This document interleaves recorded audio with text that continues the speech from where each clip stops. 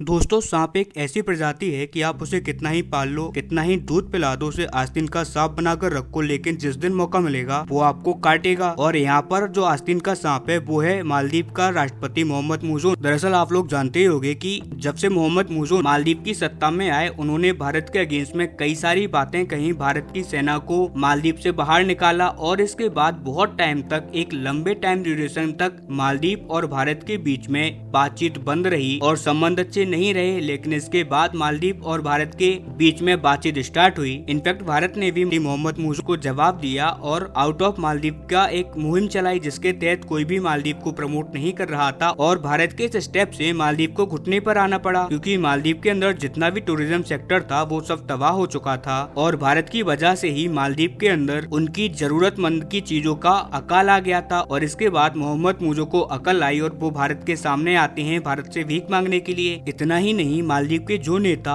जो मिनिस्टर भारत को गालियां दे रहे थे, इसके बाद वो भारत को अपना बड़ा भाई कहकर संबोधित करने लगे और भारत में मालदीव टूरिज्म को लेकर रैलियां निकालने लगे। और कहीं ना कहीं इसके बाद मालदीव और भारत के संबंध नॉर्मल होने लगे और मालदीव के राष्ट्रपति भारत आए, उनको प्रॉपर प्रोटोकॉल मिला, उनके मंत्री आए। इसके अलावा भारत ने भी मालदीव को उसके जरूरत के सामान पहुँचाए। इसके अलावा जो भारत ने मालदीव को लोन दिया था, उसके पेमेंट की डेडलाइन जो आ रही थी उसे भी एक्सटेंड कर दिया। इतना ही नहीं, मालदीव की जो हालात, इसको लेकर भारत ने मालदीव के लिए एड भी दी। अगर हम पिछले साल की एड की बात करें तो भारत ने पिछले साल मालदीव को करीबन 400 करोड़ रुपए दिए थे फॉरेन एड के रूप में, और 2025 में तो इस अमाउंट को 400 करोड़ से बढ़ाकर 600 करोड़ तक कर दिया गया है। अब भारत ने जब इतना कुछ किया है मालदीव के लिए और मालदीव की हालत एक बार फिर से सही हो चुकी है, तो फिर ऐसा कैसे हो सकता है कि मालदीव अपने सही रास्ते पर चले? आखिरकार है तो वो आस्तीन का सांप भारत को डसेगा ही। लेकिन दोस्तों, उससे पहले अगर अभी तक आपने इस चैनल को सब्सक्राइब नहीं किया है तो आपसे विनम्र निवेदन है कि आप इस चैनल को सब्सक्राइब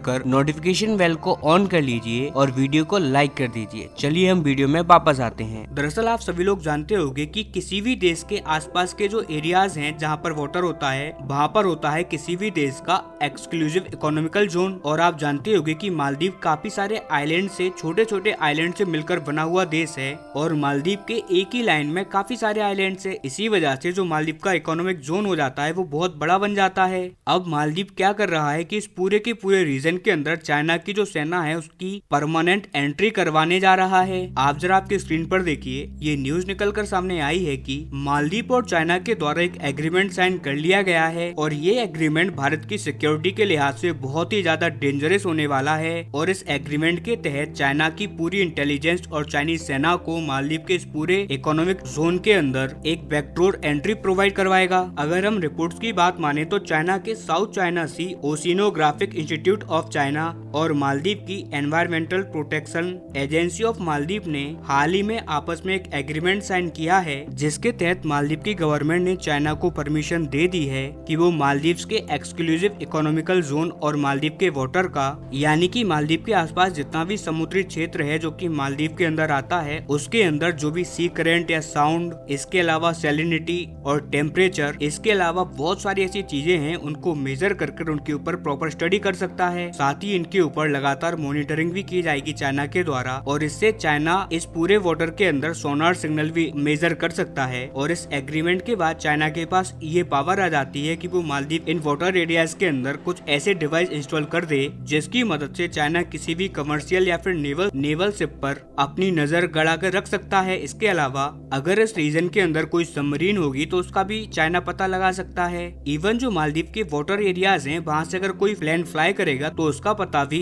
चाइना को रहेगा। कुल मिलाकर ये मूविंग ऑब्जेक्ट को जो फ्लाई करके जाते हैं उनको भी डिटेक्ट कर सकता है। यहाँ पर जब मालदीव से पूछा गया तो उसका कहना यही था कि ये पूरा एग्रीमेंट मात्र अंडर वाटर रिसर्च के लिए किया गया है, यानी कि जो ओशियानोग्राफिक पर्पज है उसके लिए। लेकिन यहाँ पर प्रॉब्लम ये आ जाती है कि भारत ऑलरेडी कुछ इसी प्रकार का एग्रीमेंट मालदीव से पहले कर चुका है, जो कि मोहम्मद मुइज़ ने सरकार में आने के बाद रद्द कर दिया था। उस टाइम पर मोहम्मद मुइज़ ने कहा था कि किसी भी अन्य कंट्री को टेरिटोरियल वाटर को एक्सेस करने की परमिशन हम नहीं देंगे, क्योंकि ये हमारे नेशनल इंटरेस्ट के खिलाफ है। लेकिन भारत के साथ एग्रीमेंट कैंसिल करके और भारत की सेना को वापस भेजकर आज उससे भी ज्यादा बड़ा एग्रीमेंट आज मोहम्मद यूनुस ने चाइना के साथ कर लिया है। कुल मिलाकर देखा जाए तो यहाँ पर मोहम्मद मुइज़ को मसला था सिर्फ हिंदुस्तान के साथ, उसके ऊपर चाइना का ये जो पूरा इंस्टीट्यूट है ये चाइनीज नेवी नेवी के लिए नेवल रिसर्च वेसल्स भी बनाता है। इसलिए यहाँ से अगर कोई भी डाटा मिलता है तो चाइना उसका उपयोग अपने मिलिट्री पर्पज के लिए भी करेगा। अब इससे भारत को थ्रेड ये है कि अगर भारत का किसी के साथ भी कल को युद्ध हो जाता है तो भारत अगर अपनी नेवल एक्टिविटी करेगा या फिर समुद्र के रास्ते किसी भी कंट्री पर पहुंचेगा तो यहाँ पर चाइना को ये पूरी जानकारी पहले ही मिल जाएगी। कुल मिलाकर देखा जाए तो ये एग्रीमेंट भारत के सिक्योरिटी पर्पज से बहुत ज्यादा डेंजरस है। और एक और एग्रीमेंट मालदीव ने किया था चाइना के साथ, फ्री ट्रेड एग्रीमेंट, और इस फ्री ट्रेड एग्रीमेंट के तहत लॉस मालदीव को ही हुआ था। अब जरा आप बताइए कि भारत जो 600 करोड़ रुपए की एड दे रहा है मालदीव को, क्या ये देना सही है या नहीं।